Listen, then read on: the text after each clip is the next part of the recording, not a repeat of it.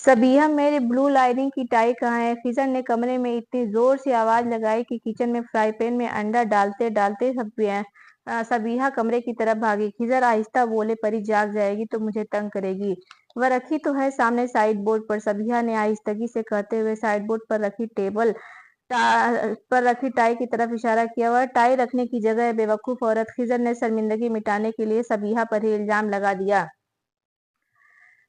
بس بس، صبح دماغ خراب مت کرو، جلدی ناشتہ بناؤ، پہلے ہی دیر ہو گئی ہے۔ مجال ہے جو کوئی بھی کام ڈھنگ کا ہو۔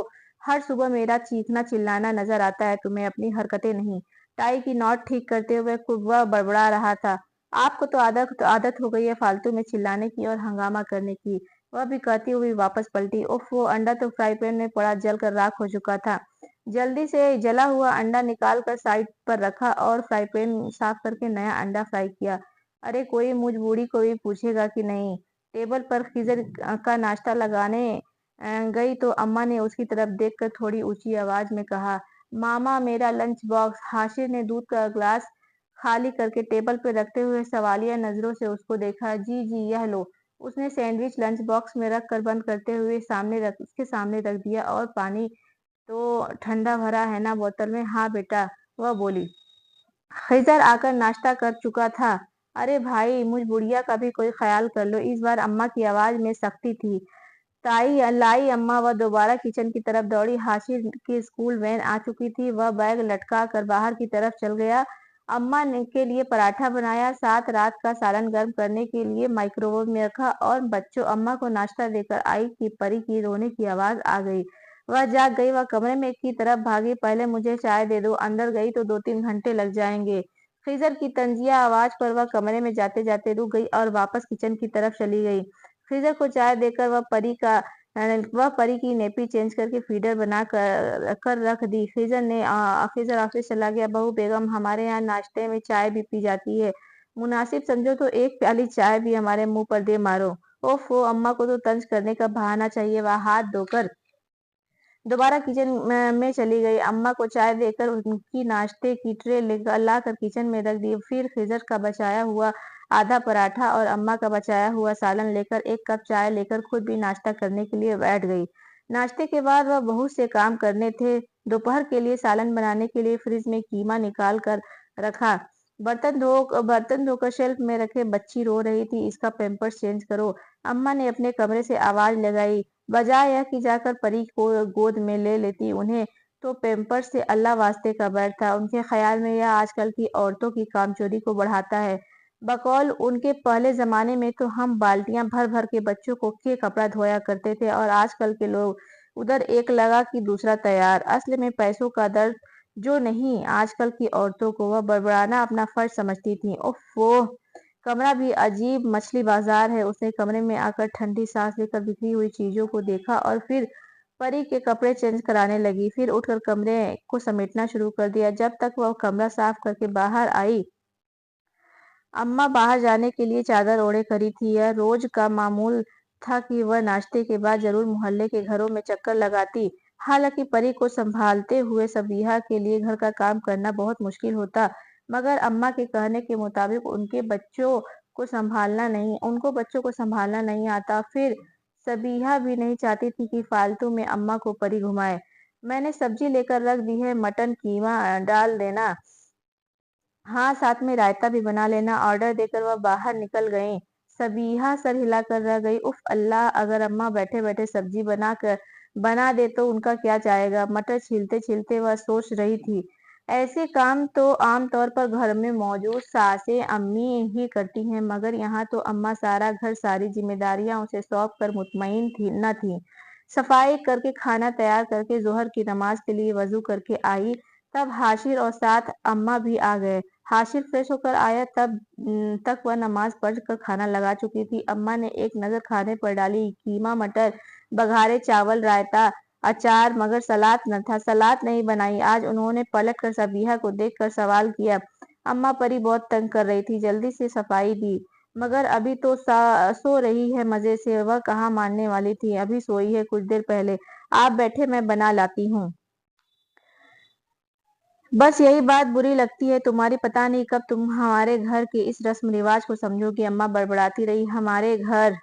वह सलाद बनाते बनाते हमारे घर में उलझ गई। मतलब यह सब उनके हैं, मेरा कुछ नहीं है। पिछले 6 सालों से अम्मा ने आज तक तंज और चोट करने का कोई मौका हाथ से जाने नहीं दिया था। हर वक्त चोट, हर बात में तंज, कदम कदम पर जलील। सलाद बनाकर वह टेबल पर रख आई और खुद कमरे में आ गई। खाने का दिल नहीं कर रहा था। आंखें भीगने लगी। अम्मा और हाजिर खाना खाने लगे। अम्मा ने उसे बुलाना भी मुनासिब न समझा। खाना खाकर अम्मा अपने कमरे में सोने चली गई। हाशिर भी सो गया और परी भी। वह उठी और अपने लिए प्लेट में थोड़ा सा चावल और सालन डालकर कमरे में ही ले आई। अब अजीबोगरीब हालात का सामना करना था। पिछले 6 सालों से खुद को मिटाती चली आई थी, मगर मगर आज तक न तो अम्मा और न ही खिजर ने दिल से उसके काम को कबूला। कभी तारीफ के 2 बोल तो नहीं मिले थे बदले में, बल्कि हर बार, हर वक्त, हर लम्हे उसे यह एहसास दिलाया जाता कि वह जो कुछ कर रही है उसका फर्ज है। कोई तारीफ की बात नहीं है, बल्कि यह वह सारे काम है जो उसे हर हाल में करने हैं, जो हर औरत पूरे करती है। वह कोई एहसान नहीं है। मुश्किल से 2-4 निवाले खाए और रख कर प्लेट किचन में वापस रख आई। कल के धुले कपड़े तह करने बैठ गई। ठीक 4 बजे अम्मा को चाय देनी होती है। अरे तुफैल अहमद, पागल हो गए हो क्या? जो ऐसी ऐरी गैरी अनदेखी लड़की को बहू बनाने के लिए कह रहे हो? मैं तो जैतून आपा की रुमीसा को अपनी बहू बनाऊंगी। मियाँ की बात पर कुत्सिया बेगम गुस्सा हुई। अरे बेगम, तुम उसे देख लो, वह अच्छी, समझदार और पढ़ी लिखी बच्ची है, और सुभान मेरा बहुत अच्छा दोस्त है। और देखो तुफैल अहमद, कुत्सिया बेगम ने उनकी बात काटी, बहू घर में लाने का फैसला सिर्फ मेरा होगा। मुझे मगजमारी करनी होगी उसके साथ, इसलिए रुमीसा से बेहतर कोई नहीं है। कैसे खाला खाला करके उसके आगे पीछे घूमती है। मेरे कुत्सिया बेगम का लहजा बहुत दो टूक था। अरे भाई, मैं कौन सा जबरदस्ती कर रहा हूँ? एक नजर जाकर उसके घर का माहौल और बच्चियों को देख लो। आगे तुम्हारी मर्जी या तुम्हारा फैसला, मगर बिना देखे यूं मना कर देना अच्छी बात नहीं है। तुफैल अहमद का लहजा नर्म था। तभी खिजर आ गया और माहौल की गर्मा गर्मी महसूस की। अस्सलाम वालेकुम अम्मा। अब्बा जी, क्या हुआ? खैरियत? सलाम के साथ ही अम्मा की तरफ देखते हुए पूछा। हाँ बेटा, सब खैरियत है। बस तुम्हारे बाबा ने तुम्हारे लिए लड़की पसंद कर ली है और चाहते हैं कि तुम्हारी शादी उसी लड़की से हो। अम्मा, अगर अब्बा जी ने कहा है तो देख लेने में हर्ज नहीं है। खिजर ने मामले की नजाकत को देखते हुए मुलायमियत से कहा। इसका मतलब यह है कि तुम भी चाहते हो कि मैं बाहर की लड़की देखूं? कुत्सिया बेगम ने तिरछी नजरों से बेटे की तरफ देखकर डबल मीनिंग बात की। जी अम्मा, क्योंकि रुमीसा बहुत मॉडर्न और खुले मिजाज की लड़की है। वह यहाँ एडजस्ट नहीं कर सकती। खिजर ने उठते हुए अब जैसे अपना फैसला सुना दिया, जैसे आगे की बात करने का कोई चांस ही नहीं। कुत्सिया बेगम ने हैरान नजरों से बेटे को देखा, फिर गुस्से से मियाँ को। तुफैल अहमद भी चुपके से खिसक लिए। कुत्सिया बेगम ने पक्का सोच रखा था कि वह लड़की को रिजेक्ट कर देंगी। यही सोचकर वह 2 दिन बाद सुबहान साहब के घर पहुंच गई। सुबहान साहब गवर्नमेंट सर्वेंट थे। घर अच्छी तरह का बना हुआ था। घर का रख रखाव खातिर से अंदाजा हो रहा था कि सुभान साहब मालदार हैं। फिर जब अम्मा को पता चला कि उनका बड़ा बेटा अमेरिका में सेटल है, तो अम्मा की आंखें खुल गईं। कुत्सिया बेगम के यहाँ लोग बेहतर लगे। कुत्सिया बेगम को यह लोग बेहतर लगे। फिर सबीहा भी प्यारी, कम उम्र और सीधी सादी लगी। कुत्सिया बेगम तेज थी। अंदाजा लगा लिया कि सबीहा की तरबियत किस तरह से हुई है। अपनी तेज तबीयत की वजह से ससुराल में भी न रह पाई थी। तब ही वह बहुत जल्दी तुफैल अहमद को लेकर अलग हो गई थी और तुफैल अहमद के साथ घर पर कब्जा जमाया था। तुफैल अहमद शुरू से खामोश तबीयत के थे, इसलिए बीवी की बातों का जवाब देना मुनासिब न समझते थे। हर बात खामोशी से मान लेते, क्योंकि कुत्सिया बेगम पहले दिन से ही मैं न मानूं के फार्मूले पर काम कर रही थी।